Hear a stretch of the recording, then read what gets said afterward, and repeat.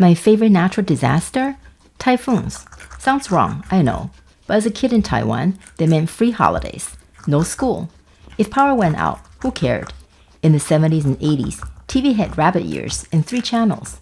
Blackouts were almost an upgrade. So we snacked by candlelight, told ghost stories, and listened to wind and rain batter the windows.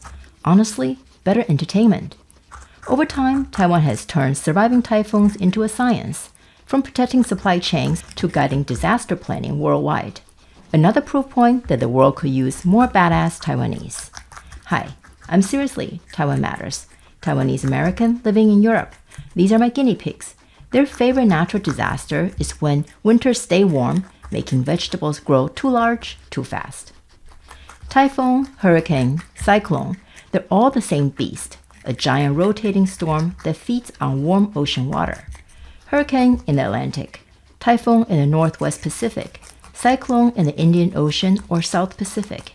Taiwan sits in Typhoon Alley, where about 1/3 of the world's tropical cyclones form every year. It's hit by an average of 3 to 4 typhoons a year, July to October, among the highest anywhere. But typhoons here were never just weather. They were stories. In Han Chinese folklore, storms come from dragons. The storm was the dragon's breath. The calm eye in the middle was the dragon's unblinking gaze. When a typhoon formed a second eye, one inside the other, it was like a 2-headed dragon fighting itself. Scientifically, that's what we call an eye wall replacement cycle, which honestly sounds more like a dryer maintenance program. In Taiwan's Austronesian traditions, the indigenous peoples told different stories. The Amis and the Puyuma said typhoons were angry sea spirits, while the Ataya believed strong winds came from mountain deer shaking off water. Whoever you believe, dragon, spirit, or deer, the most magical part is the eye. If it passes over you, the storm pauses. Blue sky, sunshine, stillness. Perfect for floating paper boats. Science says an eye lasts maybe an hour. In my memory, it lasted all day. But that's childhood for you. From myth to radar, Taiwan turned surviving typhoons into science. Its Central Weather Bureau runs 7 Doppler radars on an island the size of Maryland, 3 times denser than the UK's network. Doppler radar doesn't just see rain. It measures raindrops moving at over 200 kilometers per hour inside a typhoon. Taiwan's radar scans storms every 5 minutes, building a 3D movie. Its mountains make this data unique. We see how terrain bites into storms in ways that flat countries never could. This helps explain why storms grow double eyes, what science calls the ERC, and how mountains can accelerate or disrupt them.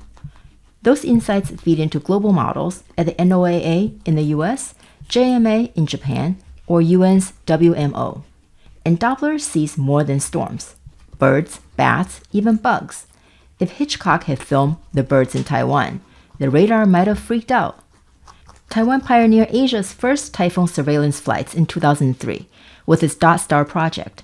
A Gulfstream jet circled storms and dropped probes to measure temperature, humidity, pressure, and wind. DotStar ran on a fraction of the U.S. Hurricane Hunter's budget.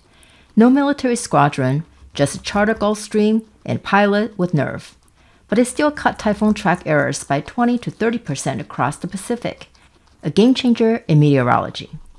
In 2005, Taiwan made history.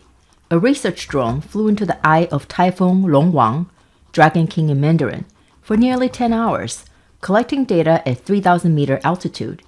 It was the world's first successful unmanned typhoon reconnaissance mission. What happens over Taiwan doesn't stay in Taiwan.